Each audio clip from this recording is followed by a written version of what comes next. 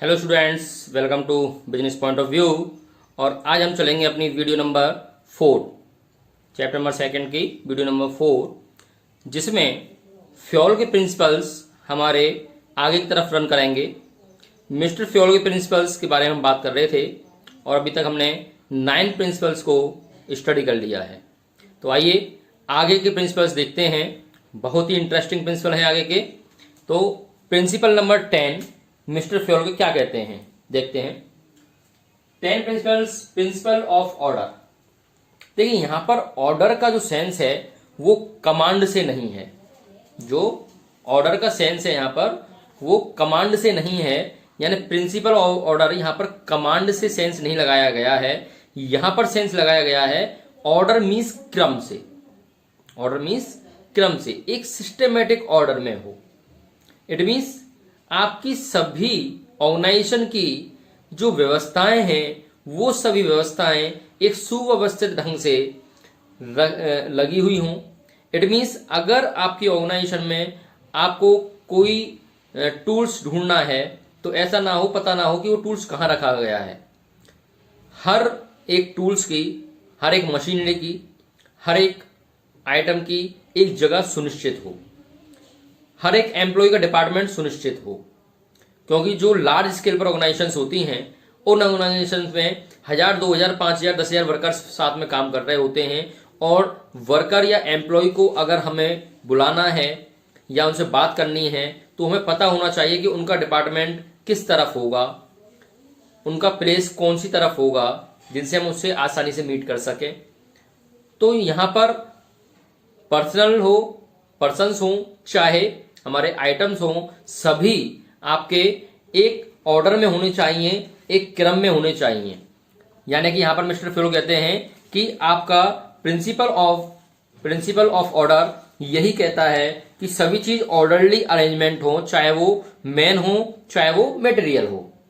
Okay, man and material are both arrangely, systematically arrange, ताकि हम उसे आसानी से कभी भी आवश्यकता पड़ने पर, रिक्वायरमेंट होने पर उनको बुला सकें या अपने मटेरियल्स को भी आसानी से ढूंढ सकें।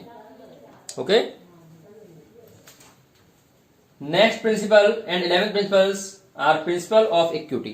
देखिए इक्विटी का मतलब क्या है, ये प्रिंसिपल तो हम बचपन से देखते हुए आ रहे हैं, पढ़ते हुए भी आ रहे हैं और प्रत्येक फैमिली में भी होता है। इक्विटी का मतलब होता है समानता। आप सभी भी ये कहते होंगे कभी कभी मम्मी पापा से अपने से कि पापा आप भाई को ज्यादा प्यार करते हैं या बहन को कम प्यार करते हैं या मुझे कम प्यार करते हैं, उसे ज्यादा प्यार करते हैं।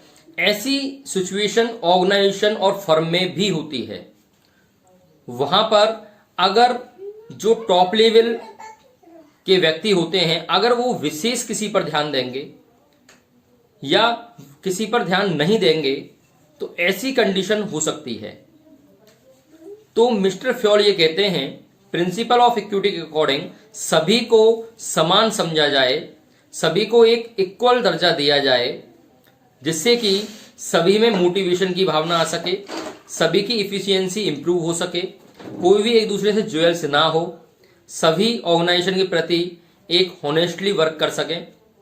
तो इसलिए मिस्टर फ्योल कहते हैं कि इस प्रिंसिपल के अकॉर्डिंग हम सभी एम्प्लॉय और सभी वर्कर्स को एक इक्वल मान करके चलेंगे, सभी को एक साथ लेकर के चलेंगे।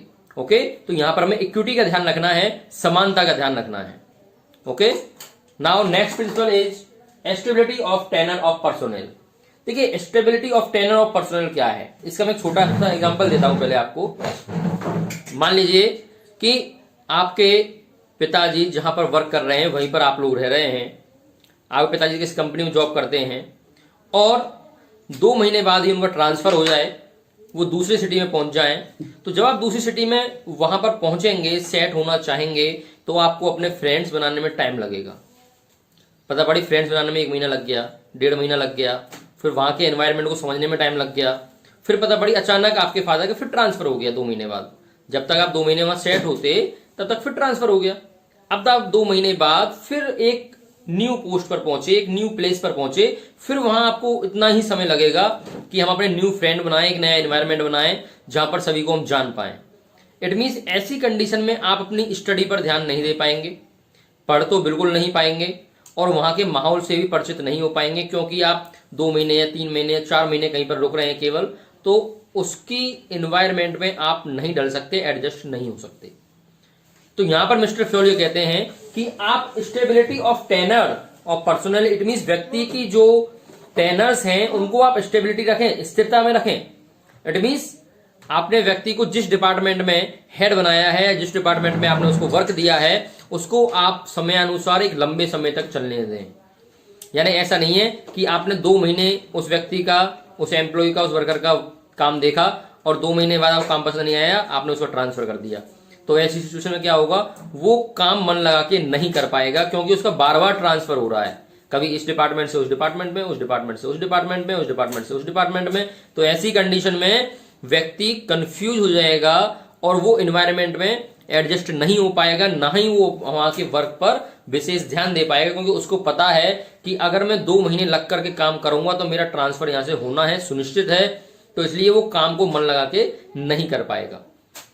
तो मिस्टर फ्योल यहां पर कहते हैं कि आप प्रत्येक एम्प्लॉय को एक स्टेबिलिटी दें, समय दें उनको काम करने के लिए, वो अपने काम को और अच्छा बेहतर कर सकें, उसके लिए स्टेबिलिटी दें। क्योंकि जब एक व्यक्ति अपने कार्य को बार बार निरंतर करेगा, एक कंटिन्यूटी आएगी, तो ऐसी सिचुएशन में वो बशर्ते ही उसमें परफेक्ट हो पाएगा और उस काम को वास्तव में ही उस ऑर्गेनाइजेशन गोल तक आसानी से पहुंचा पाएगा। तो इसलिए मिस्टर फ्योल कहते हैं कि stability of tenure of personnel का यहां पर मतलब यही है कि आप प्रत्येक एम्प्लॉय वर्कर्स को स्थिरता दें कार्य करने। Okay, and now next point is initiative. Initiative क्या है? इनिशिएटिव का मतलब होता है प्रत्येक एम्प्लॉय, प्रत्येक वर्कर्स, प्रत्येक लेबर सेल्फ मोटिवेट हो, अंदर से मोटिवेट हो। क्योंकि मोटिवेशन कभी भी बाहर से नहीं किया जाता है, बट व्यक्ति होता फिर भी सेल्फ मोटिवेट ही है। और सेल्फ मोटिवेट कब होगा? जब आप उसे साथ में लेकर के वर्क को करेंगे, साथ लेकर के चलेंगे। जैसे हम बात करते हैं, अगर मान लीजिए आप टूर पर जा रहे हैं और टूर अपने टीचर के साथ जा रहे हैं, तो आपका जो मेंटली प्रेशर होगा वो प्रेशर होगा और आप सिंपल चलेंगे। अगर आपसे पूछा जाए मजे आ रहे हैं तो आप बोलोगे हाँ ठीक है, अच्छा लग रहा है। बट अगर वही टूर ओनली फ्रेंड सर्किल में हो और आपसे पूछा मजा आ रहा है, तो वास्तव में आप कहोगे मजा आ रहा है, बहुत जोर की गजब मजे आ रहे हैं हमको। तो इट मीन्स आप वहां पर सेल्फ मोटिवेट है, क्योंकि वहां पर आप शो अप करा सकते हैं कि हम सब फ्रेंड्स ही तो हैं, मैं भी कुछ हूं, मेरी भी कुछ पोजीशन है। बट अगर आप अपने किसी बड़े के साथ जा रहे हैं तो ऐसी कंडीशन में आप प्रेशर में रहते हैं, क्योंकि वहां पर आपको इक्वलिटी नहीं मिल पाती है। और इस कंडीशन में क्या होता है, यहां पर यही चीजें कहते हैं कि प्रत्येक एम्प्लॉय, प्रत्येक वर्कर सेल्फ मोटिवेट होना चाहिए। और सेल्फ मोटिवेट वो कब होगा? जबकि ऑर्गेनाइजेशन उसको अपने साथ लेकर चलेगी। यानी कि जो भी प्लान एंड पॉलिसीज फ्रेम कर रहे हैं टॉप लेवल मैनेजमेंट या मिडिल लेवल मैनेजमेंट, तो वो अपने नीचे वाले से भी एडवाइज लें कि हम इन प्लान एंड पॉलिसीज को मॉडिफाइड कर रहे हैं या फ्रेम कर रहे हैं, तो क्या ये सही रहेंगी? तो आप अगर अपने नीचे वाले से एक एडवाइस ले लेंगे तो उसको अच्छा लगेगा, वो मोटिवेट होगा और उसकी कुछ पॉलिसियों को आप अप्लाई भी करें, जिससे उसको ये लगे कि वास्तव में यार टॉप लेवल मैनेजमेंट मुझसे एडवाइस लेता है तो मेरी कुछ पॉलिसियों को अप्लाई भी करता है, तो वास्तव में उन पॉलिसियों पे अपने मन लगाकर कार्य करेगा और फर्म के प्रति फिर नई नई पॉलिसी ला करके आपको सजेस्ट करेगा। तो यहां पर प्रत्येक व्यक्ति से एडवाइस लेनी चाहिए कि हम अगर ऐसा करें तो क्या हो सकता है। एडवाइस लेने में कोई बुराई नहीं है। तो यही चीज यहां पर कहते हैं मिस्टर फ्योल कि ऑर्गेनाइजेशन में आप कोई भी प्लान एंड पॉलिसी को फ्रेम कर रहे हैं, उस सभी व्यक्ति को एक साथ में बैठा करके एडवाइस लेकर के उस कार्य को अगर हम करते हैं तो ऐसी कंडीशन में सभी वर्कर और एम्प्लॉय सेल्फ मोटिवेट होते हैं, जो कि ऑर्गेनाइजेशन की इफिशियंसी को इंप्रूव करता है। Okay, and next principle is Spirit the corps. Spirit de corps means साथ में चलते हैं। आइए सभी साथ में चलते हैं, सब साथ में काम करते हैं। यानी कि यहां पर मिस्टर फ्योल कहते हैं कि ऑर्गेनाइजेशन के अंदर केवल एक व्यक्ति कार्य नहीं करता। चाहे ऑर्गेनाइजेशन किसी एक व्यक्ति की, डायरेक्टर एक है बट कार्य वो अकेला नहीं कर सकता। वो चाहे कि मैं अकेला ऑर्गेनाइजेशन को रन करा लूं, ऑर्गेनाइजेशन को अकेला चला लूं, सो इट इज इम्पॉसिबल। हमेशा ऑर्गेनाइजेशन को, फर्म को चलाने के लिए कुछ व्यक्तियों की, अलग अलग डिपार्टमेंट्स की आवश्यकता होती है, उन सभी मिलकर के उस ऑर्गेनाइजेशन को रन कराते हैं। तो यहां पर मिस्टर फ्योल कहते हैं कि टॉप लेवल मैनेजमेंट को या आपके जो ऑर्गेनाइजर हैं उन सभी को यह ध्यान रखना चाहिए कि यहां पर आई वर्ड को वी वर्ड के साथ रिप्लेस किया जाए। आई वर्ड को किसके साथ? वी वर्ड के साथ रिप्लेस किया जाए, यानी कि ये कार्य मैंने किया है ऐसा नहीं, बल्कि ये कार्य हमने किया है ऐसा कहें। इसी को स्पिरिट द कॉर्प्स कहते हैं।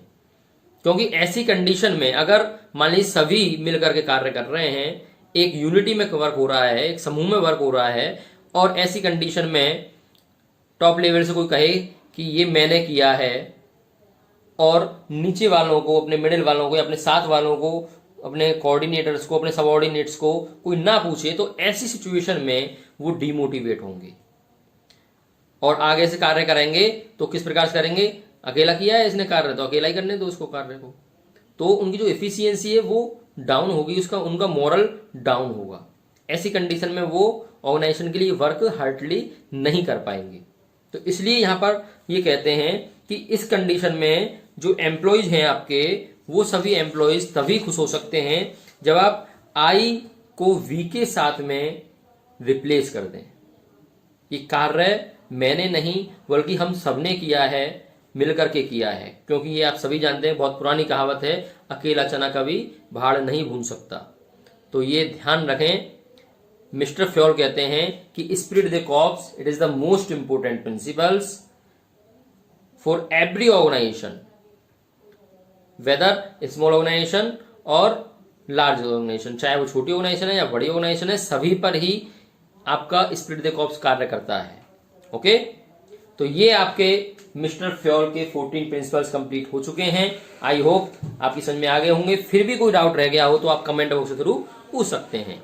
ओके, सो मिलते हैं नेक्स्ट वीडियो में।